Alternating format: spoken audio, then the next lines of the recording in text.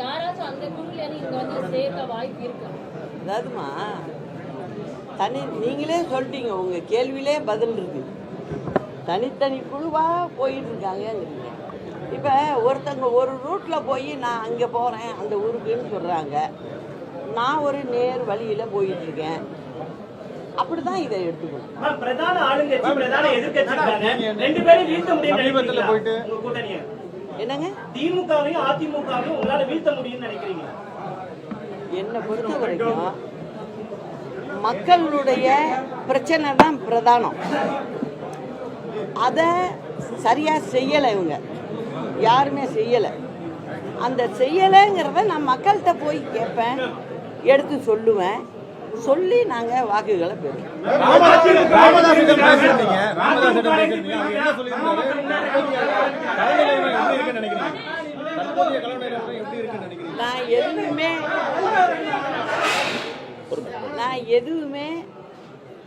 நான் உங்களுக்கெல்லாம் சொல்லியிருக்கேன், நான் ரொம்ப அவசரப்பட மாட்டேன், நிதானமாக தான் செய்வேன் அப்படின்னு சொல்லியிருந்தேன். இதை இப்போ இன்னைக்கு சொல்லிட்டேன், எங்களுடைய சின்னம் தென்னந்தோப்பு அப்படிங்கிறத சொல்லிட்டேன், கட்சியினுடைய பெயரையும் சொல்லிட்டேன். அதனால இனிமே எங்களுடைய பயணம் வெற்றி பயணமா அமையும். அதுக்கு தமிழக மக்கள் பெரும் ஆதரவு கொடுப்பாங்க.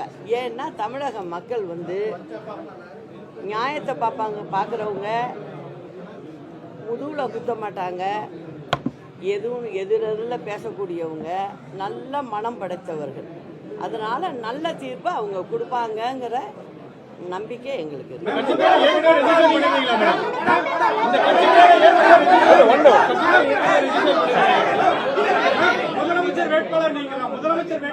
அதாவது சொல்றத கேளுங்க, மக்கள் தான் இறுதி எஜமானர்கள்.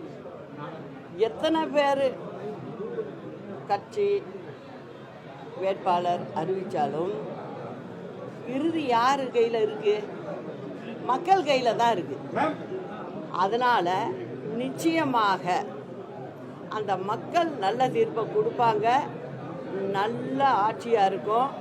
இது வரைக்கும் சொல்லுங்க, அம்மா இப்போ இல்லை, ஆனால் ஒவ்வொரு வீட்லையும் போய் கேளுங்க, ரோட்டில் நடந்து போகிறவங்கள்ட்ட கேளுங்க, என்ன சொல்கிறாங்க? அம்மா ஆட்சி வேறங்க அப்படிங்கிறாங்க.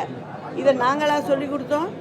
அம்மா நல்லது செஞ்சாங்க, அதை மனதார பாராட்டு விதத்தில் மக்கள் சொல்கிறாங்க. இதுதான் நிதர்சன உண்மை. இதே போல நடக்குங்கிறது தான் என்னுடைய எண்ணம்.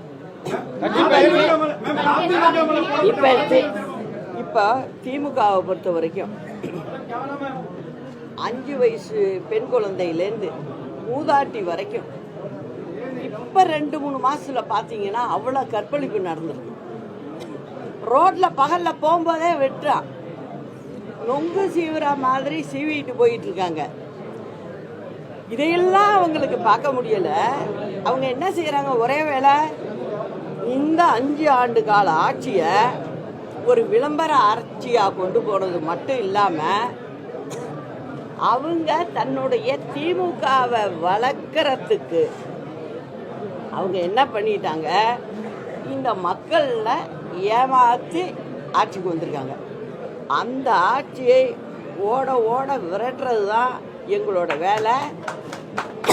அதுக்கு தமிழ்நாட்டு மக்களும் எங்களோட சேர்ந்து